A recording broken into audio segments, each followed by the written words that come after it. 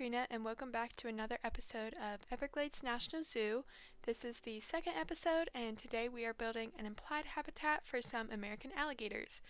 And since we don't have any alligators in the game, I just put in some saltwater crocodiles instead.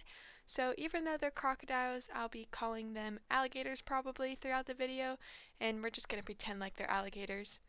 So before I get started, I just want to say thank you all so much for all the love on the last video. I was pretty nervous posting it, but all your comments really reassured me, and I really appreciate them, so thank you so much for that. And schedule-wise, I don't have a specific schedule at the moment. I'm shooting for posting one video a week because I'm really busy during the week and I just don't really have time for more than one video. And so far, I've been posting them on Thursday, so I'm going to try to stick with that, and then hopefully in the future I can have a more definite schedule. So onto my build. This is a little staff area with all the staff buildings and then some places for the staff to sit down if they're on their break, and it's really simple and it's just functional. And then I added some bamboo along the path, and this is inspired by my local zoo. They have a bunch of fake bamboo everywhere, and it looks really good, and it blocks things from the guests that they wouldn't necessarily want the guests to see, and I think it's really useful and it looks really good, so I like to implement it in my zoos. And there are a lot of cuts in this video because I deal with a lot of water. You see on the left I did this big body of water, and if you play Planet Zoo, you probably know that sometimes the water can be a pain. And so this probably isn't final, the whole left side, but that's going to be the big open marshlands where there's a ton of water and maybe less trees, and that is just, it's a really big body of water, so it's tricky to get the water level right and always keep it right. Like say you made a mistake and you wanted to change something, going back and taking out the water and putting it back in, you may not get it in the exact same place you had it in the first time. So the water can be really tricky in this way. And so what I did, the alligator habitat is in this marshland area. What I did was I cut it off from the rest of the water, so it was its own little section, and this way I could remove the water without removing all of the water from the other sections. And then even though this did help, I still had a ton of problems with the water, especially with the path where I had to delete the path and then redo the path and take the water out and put the water back in. So I cut a lot of out because of that, because we don't want to just watch me struggle with water the whole time. So another example of where I struggled with the water is when I was doing the underwater viewing. I had this pole in the middle of the glass that I wanted to get rid of, but in order to do that I would have had to take in all the animals out, delete the path, take all the water out just to get this pole out, and I didn't really want to go through all that effort, so I just left the pole, and in the end it looks fine. And I added a bunch of rocks all around the habitat to stop the alligators from escaping, and there's kind of two sections of water, one on one side of the path and the other on the other side of the path. And another tip when you're dealing with water is to make sure you have it at the right depth before you put the water in, especially animals that can dive now, because as we know, the crocodiles can dive, which I'm really happy about because it makes it a lot more realistic and it's really fun to watch them dive. But at first I didn't have the water deep enough so they wouldn't dive, and they actually couldn't, and since they couldn't dive, they couldn't go under the path to the other side of their little water area. And then over there I end up adding a little island where the alligators like to climb up on and just lay in the sun, and it's pretty cool to watch. And I add a lot of reeds and lily pads all over in this habitat to give it the more Everglades feel.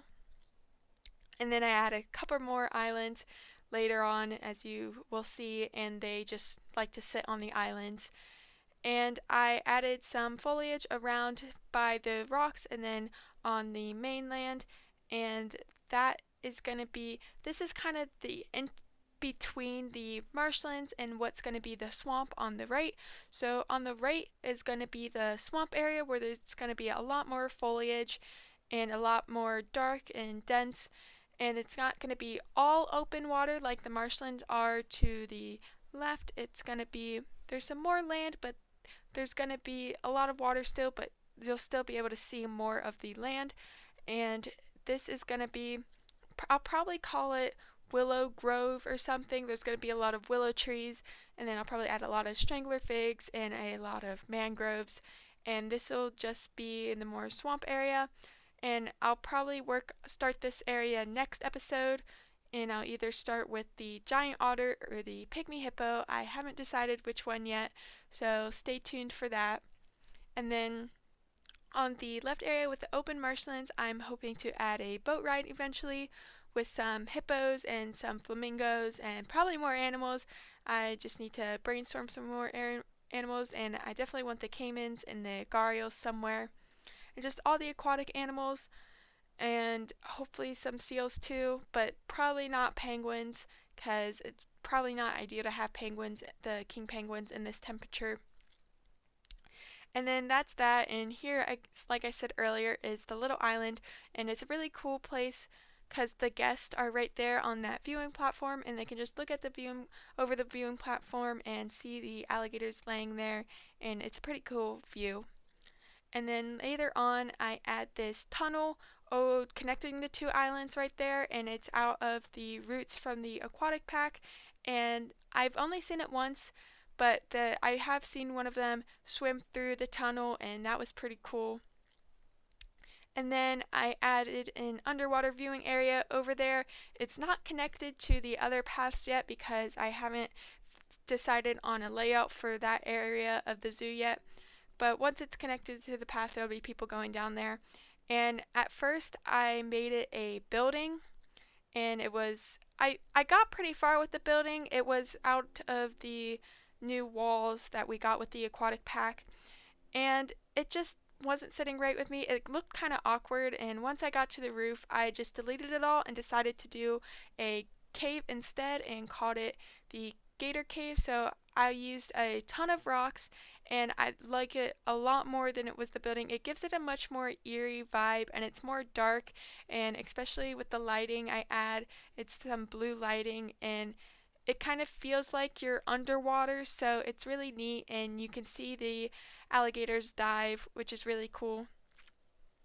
And like I said before, even though I'm calling them alligators, they are crocodiles. We're just pretending they're alligators. And the difference between crocodiles and alligators, if you didn't know, is crocodiles have a more narrow and pointy snout that is in the shape of an A or a V, and alligators have a more C-shaped snout, and it's more round.